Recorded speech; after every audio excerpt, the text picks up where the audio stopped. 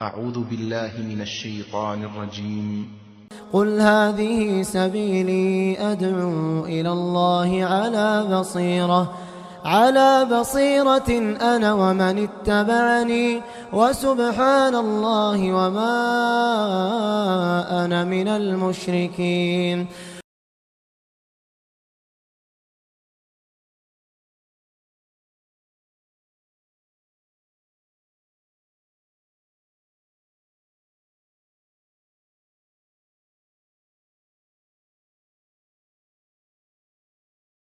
إن الحمد لله نحمده ونستعينه ونستغفره ونعوذ بالله من شرور أنفسنا ومن سيئات أعمالنا. من يهده الله فلا مضل له ومن يضلله فلا هادي له، وأشهد أن لا إله إلا الله وحده لا شريك له، وأشهد أن محمدا عبده ورسوله. أما بعد فأعوذ بالله من الشيطان الرجيم. بسم الله الرحمن الرحيم. يا أيها الذين آمنوا اتقوا الله حق تقاته ولا تموتن إلا وأنتم مسلمون. يا أيها الناس اتقوا ربكم الذي خلقكم من نفس واحدة وخلق منها زوجها وبث منهما رجالا كثيرا ونساء، واتقوا الله الذي تساءلون به والأرحام إن الله كان عليكم رقيبا. يا أيها الذين آمنوا اتقوا الله وقولوا قولا سديدا يصلح لكم أعمالكم ويغفر لكم ذنوبكم، ومن يطع الله ورسوله فقد فاز فوزا عظيما. أما بعد فإن خير الحديث كتاب الله، وخير الهدي هدي محمد صلى الله عليه وسلم، وشر الأمور محدثاتها، وكل محدثة بدعة، وكل بدعة ضلالة، وكل ضلالة في النار. فأعوذ بالله من الشيطان الرجيم. يا أيها الذين آمنوا اجتنبوا كثيرا من الظن إن بعض الظن إثم. تمام تعریفیں، بزرگی و کبریائی اس اللہ وحدہ لا شریک کے لیے لائق و زیبا ہے، جو ساری کائنات کا حقیقی مالک، خالق اور رازق ہے۔ درود و سلام ہو سارے انبیاء پر، خصوصاً پیارے نبی محمد صلی اللہ علیہ وسلم پر، جنہوں نے ہر قسم کے شر کی طرف ہمیں آگاہ کیا۔ حاضرین جمعہ، عزیز نوجوان دوستوں اور قابل احترام میری ماؤں اور بہنوں، خطبہ مسنونہ کے بعد سورۃ الحجرات کی ایک آیت کا حصہ آپ کے سامنے پڑھی گئی۔ سورۃ الحجرات، اس سورے کو سورۃ الادب والآداب بھی کہا جاتا ہے، کیونکہ اس سورے میں اللہ تعالیٰ نے معاشرتی اور خاندانی آداب میں سے 10 سے زائد آداب کو اللہ تعالیٰ بڑے ہی پیارے انداز میں یا ایھا الذین آمنو کہہ کر خطاب فرماتے ہیں۔ آج کے اس جمعے میں ہم معلوم کریں گے ایک ایسی معاشرتی بیماری کے سلسلے میں جو بہت تیزی سے پھیل رہی ہے۔ یہ ایسی بیماری جس کی وجہ سے ایک مسلمان کے دل میں نفرت، عداوت، دشمنی پنپ رہی ہوتی ہے، جس کی وجہ سے ایک مسلمان کے دل میں دوسرے مسلمان کے لیے محبت کا جذبہ ختم ہوتا جا رہا ہے۔ یہ ایسی بیماری ہے جس کی وجہ سے ایک مسلمان دوسرے کو حقیر سمجھتا ہے۔ وہ بیماری ہے بدگمانی کی بیماری۔ دوسروں کے سلسلے میں بدگمانی کرنا یہ بہت خطرناک بیماری ہے، کیونکہ معاشرے میں ہم دیکھیں گے 2 قسم کے لوگ فکر اور سوچ کے اعتبار سے ہمیں ملیں گے۔ معاشرے میں بعض ایسے لوگ بھی ہمیں ملیں گے جو دوسروں کے بارے میں ہمیشہ بھلا چاہنے والے، جو دوسروں کو ہمیشہ اچھی نگاہ سے دیکھنے والے، ہمیشہ ان کو مثبت انداز میں سوچنے والے، اگر یوں کہیں تو ہمیشہ ان کا ذہن پازیٹیو تھاٹ کے مطابق ہوتا ہے، ہمیشہ وہ مثبت انداز سے سوچنے والے ہوتے ہیں۔ اور اسی طرح سے بعض ایسے لوگ بھی ہمیں اپنے معاشرے میں ملیں گے جو دوسروں کے بارے میں بدگمانی کرنے والے، جو دوسروں کے بارے میں ہمیشہ برا چاہنے والے ہمیں ملیں گے۔ ایسے لوگوں کی نظر میں ہمیشہ سارے لوگ اپنے بھی پرائے نظر آنے لگتے ہیں، خیر خواہ بھی ان کی نظر میں بدخواہ ہی نظر آنے لگتا ہے۔ تو یہ بدگمانی کی بیماری بہت خطرناک بیماری ہے۔ صحابہ اکرام رضوان اللہ علیہم اجمعین، افضل الناس بعد الانبیاء، انبیاء کے بعد اس روئے زمین پر اگر کوئی بہت ہی مقام و مرتبے والا ہے اللہ کے نزدیک تو یہی صحابہ اکرام رضوان اللہ علیہم اجمعین تھے۔ شیطان نے انہیں بھی اس بدگمانی کے جال میں پھنسایا تھا۔ دیکھیں ام المؤمنین عائشہ صدیقہ رضی اللہ عنہا پر جب بعض شرپسندوں نے، منافقوں نے جھوٹا الزام لگایا، جھوٹی تہمتیں جب عائشہ صدیقہ رضی اللہ عنہا پر لگی تو اس وقت بعض ان شرپسندوں کے ساتھ، منافقوں کے ساتھ بعض بھولے بھالے مسلمان صحابہ بھی ان کے ہاں میں ہاں ملانے لگتے ہیں، عائشہ رضی اللہ عنہا پر بدگمانی کرنے لگتے ہیں۔ مصطح بن اثاثہ رضی اللہ عنہ، حسان بن ثابت رضی اللہ عنہ، اس طرح سے بعض صحابہ عائشہ رضی اللہ عنہا پر بدگمانی کرنے لگتے ہیں۔ آسمان سے وحی نازل ہوتی ہے، لولا اذ سمعتموه ظن المؤمنون والمؤمنات بانفسهم خیرا وقالوا هذا افک مبین۔ جب تم نے یہ خبر سنی عائشہ رضی اللہ عنہا کے سلسلے میں، جو جھوٹی بہتانیں آپ نے جب سنی، تو کیوں مومن مرد اور مومن عورتیں اپنے ہی مومن عورت مومن مرد کے بارے میں اچھا گمان نہیں کیا؟ وقالوا هذا افک مبین، اور کیوں انہوں نے یہ نہیں کہا کہ یہ تو کھلا جھوٹ ہے؟ تو آسمان سے وہی نازل ہوتی ہے۔ اتنا ہی نہیں تھا، مدینے کی گلیوں میں عائشہ رضی اللہ عنہا کے سلسلے میں بعض لوگ یہی بدگمانی کرنے لگتے ہیں۔ ابو ایوب انصاری رضی اللہ عنہ جب گھر میں داخل ہوتے ہیں، ام ایوب انصاری رضی اللہ عنہا اپنے شوہر سے کہتی ہے، اما تسمع ما یقول الناس فی عائشہ، کہ آپ نے وہ خبر سنی جو لوگ عائشہ رضی اللہ عنہا کے بارے میں کہتے ہیں؟ انہوں نے کہا ہاں میں سنا۔ پھر اس کے بعد انہوں نے جو جملہ کہا، دیکھیں اپنی بیوی سے کہہ رہے ہیں، فعائشۃ واللہ خیر منک، فعائشۃ واللہ خیر منک، کہ عائشہ رضی اللہ عنہا میرے نزدیک تم سے زیادہ پاک باز ہے۔ اپنی بیوی کے بارے میں کہتے، بیوی سے کہتے ہیں کہ عائشہ رضی اللہ عنہا میرے نزدیک تم سے زیادہ پاک باز ہے، پاک دامن عورت ہے، ان پر کوئی بدگمانی کر ہی نہیں سکتا ہے۔ صرف اتنا ہی نہیں، ایک اور حدیث ہے، صحیح مسلم کی روایت ہے، ایک انصاری صحابی جن کا گھر مسجد نبوی سے بہت دور تھا، مگر اس کے باوجود بھی کوئی نماز جماعت سے نہیں چھوٹتی تھی اللہ کے رسول صلی اللہ علیہ وسلم کے پیچھے، ہر نماز کو اللہ کے رسول صلی اللہ علیہ وسلم کے پیچھے آ کر ادا کیا کرتے تھے۔ ایک صحابی نے ان سے پوچھا، لو اشتریت حمارا ترکبہ فی الرمضاء والظلمہ، کتنا ہی اچھا ہوتا کہ آپ ایک گدھا خرید لیتے تاکہ آپ گرمی میں، تاریکی میں آپ اس گدھے پر سوار ہو کر مسجد کو حاضر ہوتے۔ تو انہوں نے کہا، میری خواہش یہ ہے کہ میں دور رہوں، میں یہ نہیں چاہتا کہ میں اللہ کے رسول صلی اللہ علیہ وسلم کے گھر کے پاس میرا گھر ہو۔ بس یہ کہہ کر وہ صحابی چلے جاتے ہیں۔ ابی بن کعب رضی اللہ عنہ سوال کرنے والے تھے، وہ دل ہی دل میں ان سے بدگمانی کرنے لگتے ہیں، اور وہ دماغ میں یہ سوچتے ہیں، مسند احمد کی روایت ہے، کاش کہ یہ منافق ہو، کاش کہ یہ اللہ کے رسول کا دشمن ہو، کیونکہ اللہ کے رسول کے گھر کے بازو رہنا کون پسند نہیں کرے گا، مگر یہ بندے تو چاہتے ہیں کہ میں اللہ کے رسول کے گھر کے دور رہوں۔ مگر ابو ابی بن کعب رضی اللہ عنہ اللہ کے رسول صلی اللہ علیہ وسلم کے پاس آ کر یہ سارا واقعہ بیان کرتے ہیں۔ پھر اللہ کے رسول صلی اللہ علیہ وسلم اس صحابی کو بلا بھیجتے ہیں اور ان سے اس کی وجہ پوچھتے ہیں، کیا بات ہے کہ تم یہاں سے دور رہنا پسند کرتے ہو؟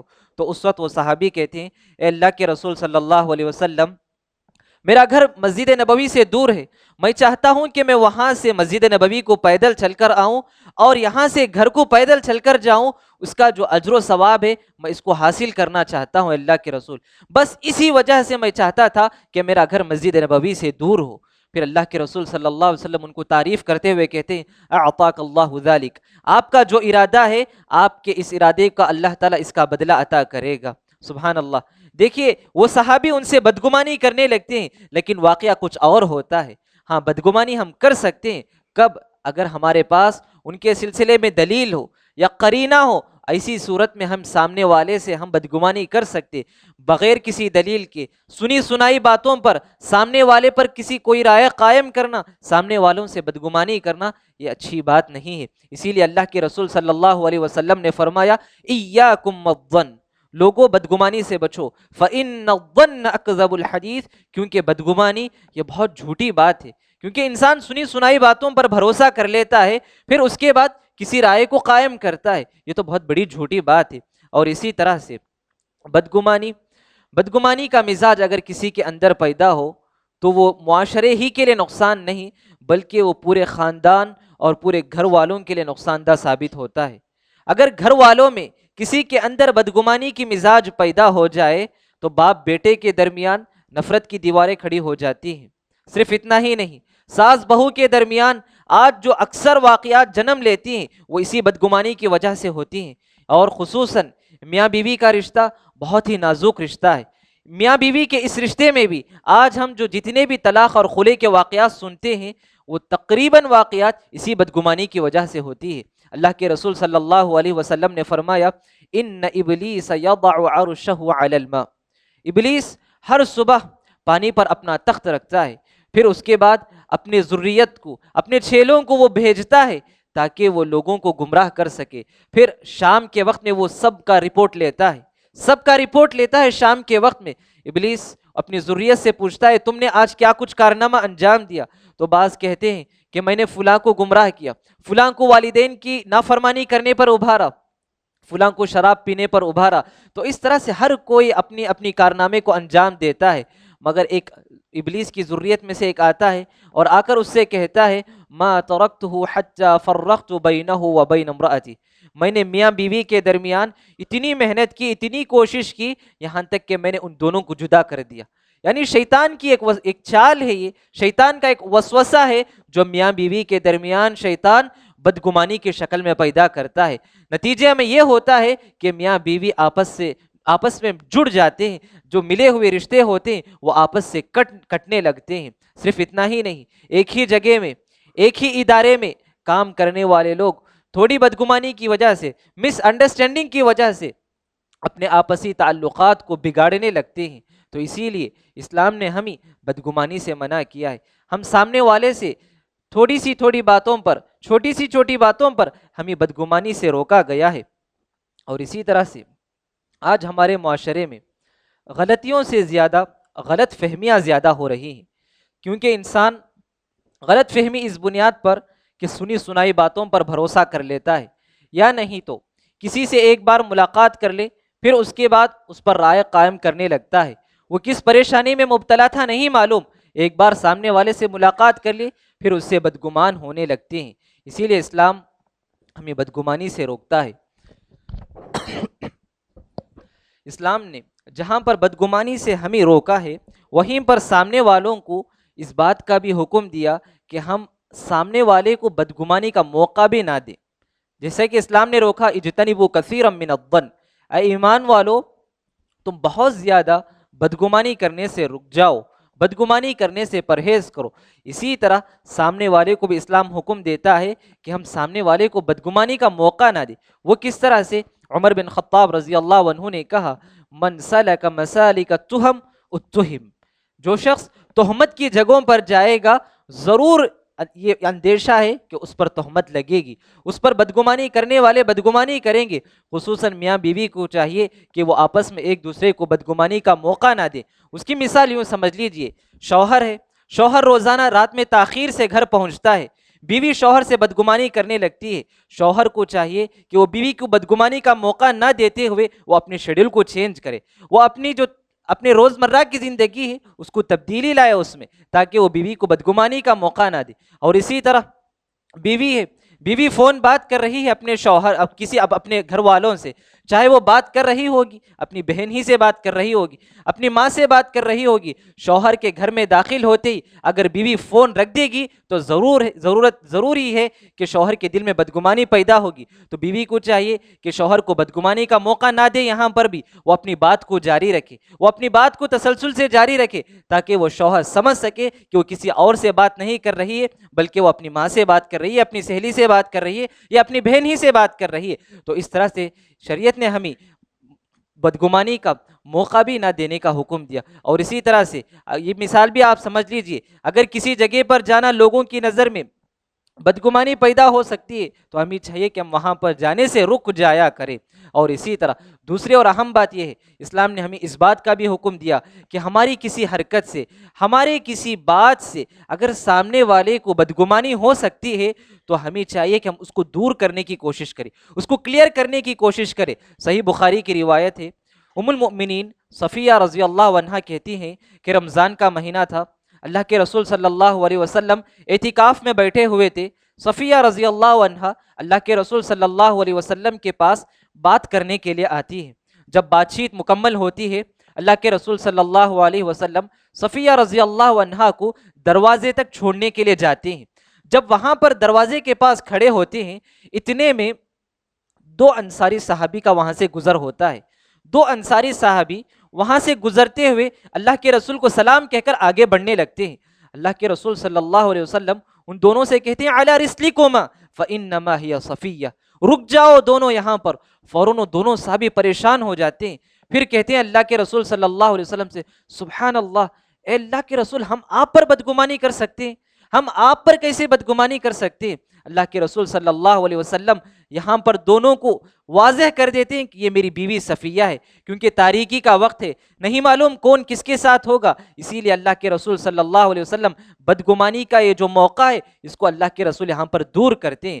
پھر اس کے بعد اللہ کے رسول صلی اللہ علیہ وسلم نے کہا ان الشیطان یجری من ابن آدم مجرى الدم، کہ ابلیس شیطان انسان کے دلوں میں اسی طرح سے وسوسہ پیدا کرتا ہے جس طرح سے رگوں میں خون دوڑتے ہیں، جس طرح سے رگوں میں خون جس تیزی سے دوڑتے ہیں اسی طرح سے شیطان انسان کے دلوں میں وسوسہ پیدا کر سکتا ہے۔ اس کے بعد اللہ کے رسول صلی اللہ علیہ وسلم نے فرمایا فإنی خشیت ان یقذف فی قلوبکما شیئا، مجھے ڈر ہوا اس بات کا کہ شیطان تمہارے دل میں کوئی وسوسہ پیدا کر دے، شیطان تمہارے دل میں کوئی بدگمانی پیدا کر دے، اسی وجہ سے میں نے تم دونوں کو واضح کر دیا کہ یہ میری بیوی صفیہ ہے۔ سبحان اللہ۔ دیکھیے سیرت سے ہمیں کئی باتیں معلوم ہوتی ہیں کہ سامنے والے کو بدگمانی کا موقع بھی نہیں دینا چاہیے۔ اگر سامنے والے ہم سے بدگمان ہیں تو ہمیں چاہیے کہ ہم اس بدگمانی کو ان سے دور کرنا چاہیے، اس کو کلیئر کرنے کی کوشش کرنا چاہیے۔ اور اسی طرح سے اللہ کے رسول صلی اللہ علیہ وسلم کے زمانے میں ایک اور واقعہ پیش آتا ہے کہ دو صحابی اللہ کے رسول صلی اللہ علیہ وسلم کے زمانے میں اپنے علاقے میں نماز پڑھ کر آ جاتے ہیں، اپنے علاقے میں فجر کی نماز ادا کر کے مسجد نبوی آتے ہیں تاکہ اللہ کے رسول صلی اللہ علیہ وسلم سے سوال کرے، فتویٰ پوچھنے کے لیے آتے ہیں۔ اور وہ نماز پڑھ کر آنے کے بعد مسجد کے کونے میں کھڑے ہو جاتے ہیں دونوں، اس لیے کہ نماز ہو رہی ہوتی ہے۔ اللہ کے رسول صلی اللہ علیہ وسلم نماز سے فارغ ہونے کے بعد جب مڑ کر بیٹھتے ہیں، جب دیکھتے تو کونے میں دو صحابی کھڑے ہوئے تھے۔ اللہ کے رسول صلی اللہ علیہ وسلم ان دونوں صحابی کو بلا بھیجتے ہیں اور وہ دونوں صحابی ڈرے مارے اللہ کے رسول صلی اللہ علیہ وسلم کے پاس آتے ہیں۔ اللہ کے رسول پوچھتے ہیں ان سے ما منعکما ان تصلیا معنا، کیا بات ہے کہ آپ ہمارے ساتھ نماز نہیں پڑھے؟ کس چیز نے تمہیں روکا کہ آپ ہمارے ساتھ نماز پڑھو؟ انہوں نے کہا صلینا فی رحالنا، اے اللہ کے رسول ہم اپنے محلے میں نماز پڑھ کر آ چکے تھے۔ پھر اللہ کے رسول صلی اللہ علیہ وسلم نے فرمایا کہ جب تم اپنے محلے میں نماز پڑھ کر آ جاؤ، پھر بھی اگر کہیں جماعت کھڑی ہو تو آپ کو چاہیے کہ آپ ان کے ساتھ مل جائے، فإنها لکم نافلہ، وہ تمہارے نفل نماز ہو جائے گی۔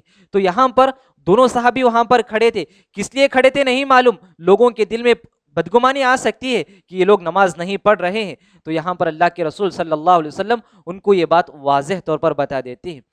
چلو دوستو، اب ایک اہم بات کی طرف ہم چلیں کہ ہم یہ جو بدگمانی کی جو بیماری ہے، اس بیماری سے ہم کیسے بچیں، اپنے آپ کو کیسے اس بدگمانی کی بیماری سے بچائیں۔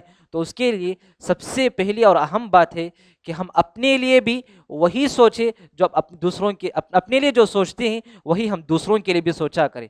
ہم کبھی یہ نہیں چاہتے کہ دوسرا مجھ سے بدگمان ہو، دوسرے میرے سلسلے میں بدگمانی کرے، کبھی میں اور آپ یہ نہیں سوچتے۔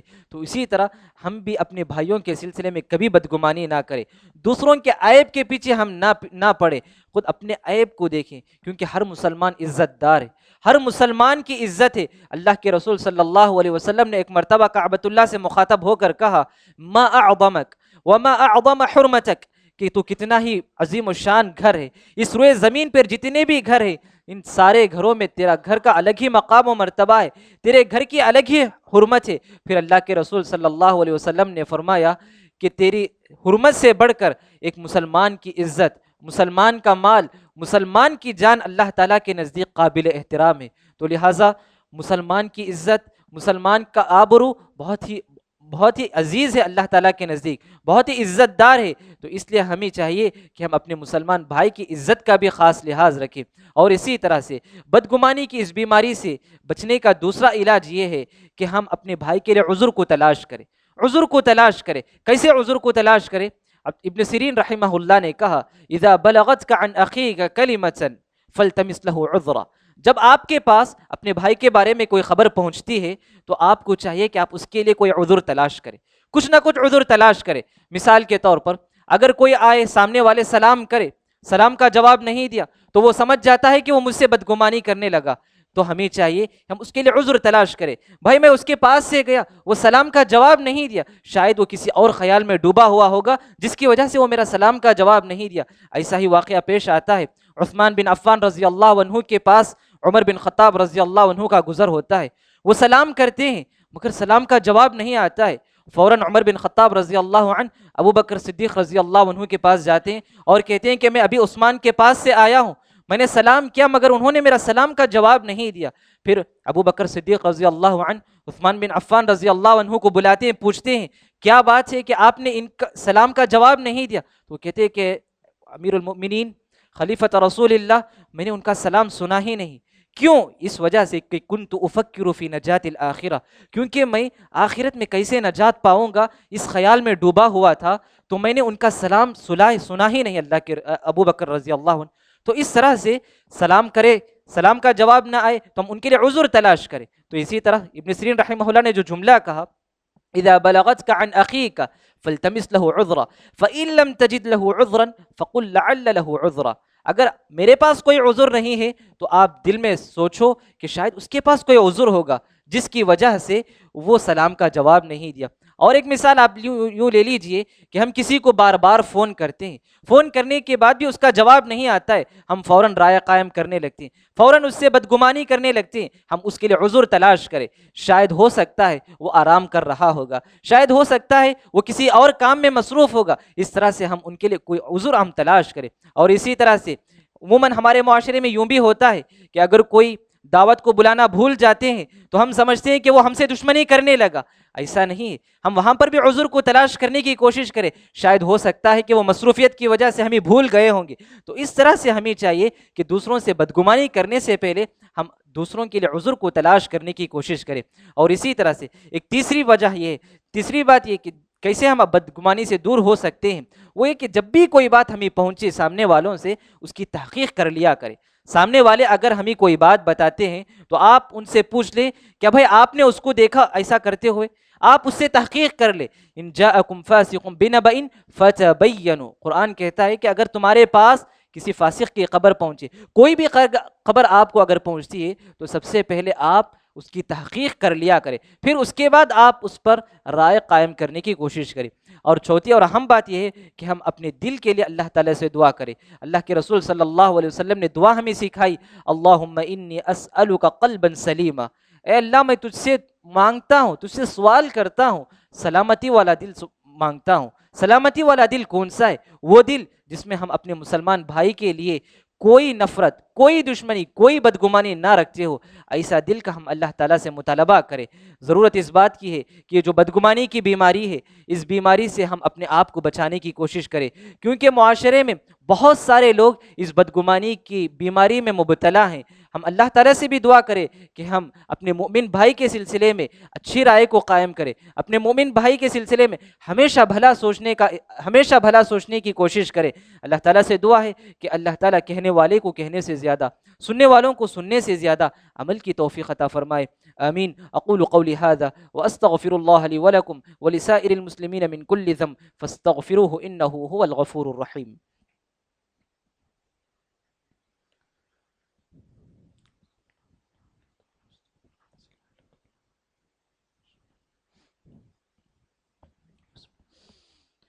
ان الحمد لله نحمده ونستعينه ونستغفره ونعوذ بالله من شرور انفسنا ومن سيئات اعمالنا، من يهده الله فلا مضل له ومن يضلله فلا هادي له، واشهد ان لا اله الا الله وحده لا شريك له، وأشهد أن محمدا عبده ورسوله.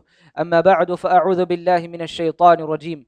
إن الله وملائكته يصلون على النبي يا أيها الذين آمنوا صلوا عليه وسلموا تسليما. اللهم صل على محمد وعلى آل محمد كما صليت على إبراهيم وعلى آل إبراهيم إنك حميد مجيد. اللهم بارك على محمد وعلى آل محمد كما باركت على إبراهيم وعلى آل إبراهيم إنك حميد مجيد. ربنا آتنا في الدنيا حسنة وفي الآخرة حسنة وقنا عذاب النار. ربنا لا تزغ قلوبنا بعد إذ هديتنا وهب لنا من لدنك رحمة إنك أنت الوهاب. اللهم يا مقلب القلوب، اللهم يا مقلب القلوب ثبت قلوبنا على دينك، ويا مصرف القلوب والأبصار صرف قلوبنا على طاعتك. اللهم آت أنفسنا تقواها وزكها أنت خير من زكاها أنت وليها ومولاها. اللهم إنا نسألك الهدى والتقى والعفاف والغنى. اللهم إنا نسألك فعل الخيرات وترك المنكرات وحب المساكين. اللهم إنا نعوذ بك من الفتن ما ظهر منها وما بطن. آمين. عباد الله، إن الله يأمر بالعدل والإحسان وإيتاء ذي القربى وينهى عن الفحشاء والمنكر والبغي يعظكم لعلكم تذكرون. اذكروا الله الجليل يذكركم وادعوه يستجب لكم، ولذكر الله تعالى أعلى وأولى وأجل وأتم وأكبر، والله يعلم ما تصنعون.